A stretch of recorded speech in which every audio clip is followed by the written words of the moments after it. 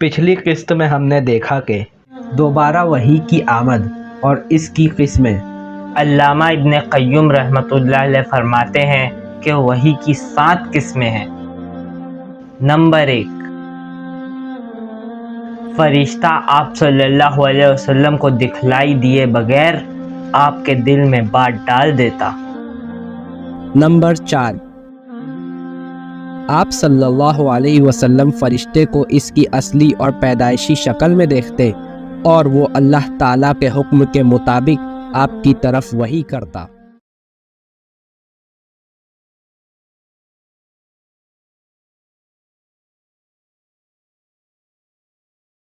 السلام علیکم دوستو، آج ہم دیکھیں گے تبلیغ کا حکم اور آپ صلی اللہ علیہ وسلم پر ذمہ داریوں کا بوجھ۔ سورۃ المدثر کی ابتدائی آیات یا ایھا المدثر سے وَلِرَبِّکَ فَاصْبِرْ تک میں نبی صلی اللہ علیہ وسلم کو کئی حکم دیے گئے ہیں جو بظاہر تو بہت مختصر اور سادہ ہیں، لیکن حقیقتاً بڑے دور اندیش مقاصد پر مشتمل ہیں اور حقائق پر ان کے گہرے اثرات مرتب ہوتے ہیں۔ پہلا حکم، توحید۔ رب کی بڑائی و کبریائی بجا لانے کی آخری منزل یہ ہے کہ روئے زمین پر کسی اور کی کبریائی برقرار نہ رہنے دی جائے، بلکہ اس کی شوکت توڑ دی جائے اور اسے الٹ کر رکھ دیا جائے، یہاں تک کہ روئے زمین پر صرف اللہ کی بڑائی باقی رہے۔ دوسرا حکم، یوم آخرت پر ایمان۔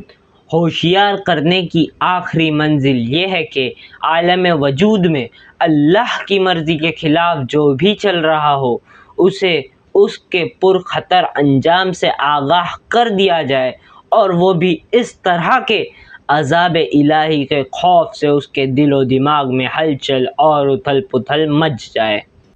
تیسرا حکم، تزکیہ نفس کا اہتمام، یعنی انجام بد تک لے جانے والے گندے اور فحش کاموں سے پرہیز اور فضائل و کمالات اور اعمال خیر پر کاربند ہونے کی کوشش۔ کپڑے کی پاکی اور گندگی سے دوری کی آخری منزل یہ ہے کہ ظاہر و باطن کی پاکی اور تمام گند سے نفس کی صفائی کے سلسلے میں اس حد کمال کو پہنچ جائے جو اللہ کی رحمت کے گھنے سائے میں اس کی حفاظت و نگہداشت اور ہدایت و نور کے تحت ممکن ہے، یہاں تک کہ انسانی معاشرے کا ایسا اعلیٰ ترین نمونہ بن جائے کہ آپ کی طرف تمام قلب سلیم کھینچے چلے جائے اور آپ صلی اللہ علیہ وسلم کی ہیبت و عظمت کا احساس تمام کج دلوں کو ہو جائے، اور اس طرح ساری دنیا موافقت یا مخالفت میں آپ کے گرد مرتکز ہو جائے۔ چوتھا حکم، اپنے سارے معاملات کو اللہ کے حوالے کرنا۔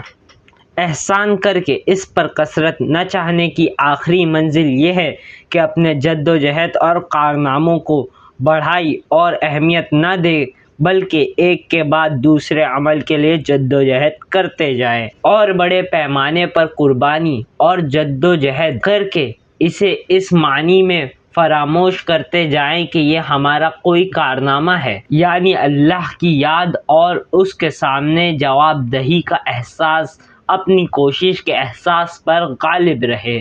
پھر اس سلسلے کی آخری کڑی یہ ہے کہ یہ سب کچھ نبی صلی اللہ علیہ وسلم کی رسالت پر ایمان لا کر آپ کی عظیم قیادت اور ہدایت کی روشنی میں انجام دیا جائے۔ پھر ان آیات کا مطلع اللہ بزرگ و برتر کی آواز میں ایک آسمانی ندا پر مشتمل ہے، جس میں نبی صلی اللہ علیہ وسلم کو اس عظیم و جلیل کام کے لیے اٹھنے اور نیند کی چادر پوشی اور بستر کی گرمی سے نکل کر جہاد و قفا اور سعی و مشقت کے میدان میں آنے کے لیے کہا گیا ہے۔ یا ایھا المدثر قم فانذر، اے چادر پوش اٹھ اور ڈرا۔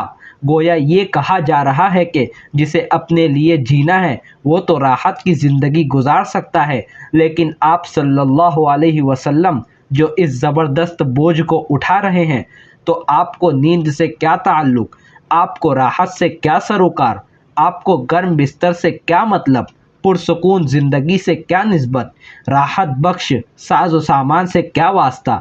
آپ اٹھ جائیے اس کار عظیم کے لیے جو آپ کا منتظر ہے، اس بار گرا کے لیے جو آپ کی خاطر تیار ہے۔ اٹھ جائیے جہد و مشقت کے لیے، تکان اور محنت کے لیے۔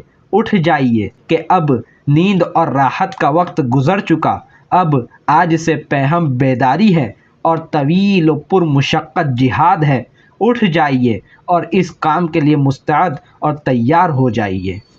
یہ بڑا عظیم اور پرہیبت کلمہ ہے۔ اس نے نبی صلی اللہ علیہ وسلم کو پرسکون گھر، گرم آغوش اور نرم بستر سے کھینچ کر تند و طوفان اور تیز جھکڑوں کے درمیان اٹھا سمندر میں پھینک دیا اور لوگوں کے ضمیر اور زندگی کے حقائق کی کشاکش کے درمیان لا کھڑا کیا۔ پھر رسول اللہ صلی اللہ علیہ وسلم اٹھ گئے اور 20 سال سے زیادہ عرصے تک اٹھے رہے۔ راحت و سکون چھوڑ دیا، زندگی اپنے لیے اور اہل و عیال کے لیے نہ رہی۔ آپ صلی اللہ علیہ وسلم اٹھے تو اٹھے ہی رہے، کام اللہ کی طرف دعوت دینا تھا۔ آپ نے یہ کمر توڑ بار گرہ اپنے شانے پر کسی دباؤ کے بغیر اٹھا لیا۔ یہ بوجھ تھا، اس روئے زمین پر امانت کبریٰ کا بوجھ، سارے انسانیت کا بوجھ، سارے عقائد کا بوجھ اور مختلف میدانوں میں جہاد و دفاع کا بوجھ۔ آپ نے یہ 20 سال سے زیادہ عرصے تک پہم اور ہماگیر معارکے عرائی میں زندگی بسر کی، اور اس پورے عرصے میں یعنی جب سے آپ صلی اللہ علیہ وسلم نے وہ آسمانی ندائے جلیل سنی اور یہ گرہ بار ذمہ داری پائی، آپ کو کوئی ایک حالت دوسری حالت سے غافل نہ کر سکی۔ اللہ آپ صلی اللہ علیہ وسلم کو ہماری طرف سے اور ساری انسانیت کی طرف سے بہترین جزا دے، آمین۔ پچھلی قسط میں جو سوال پوچھا گیا تھا اس کا جواب ہے سچا خواب۔ اور اب آپ کے لیے ایک سوال، ایمان کے کتنے ارکان ہیں اور کون کون سے؟ جواب آپ کمنٹ باکس میں بتائیے۔ بس آج کی ویڈیو میں اتنا ہی۔ اس کے بعد آپ صلی اللہ علیہ وسلم کے ساتھ کیا کیا واقعات پیش آئے، اس کی تفصیل ہم انشاءاللہ آگے دیکھیں گے۔ والسلام علیکم ورحمۃ اللہ وبرکاتہ۔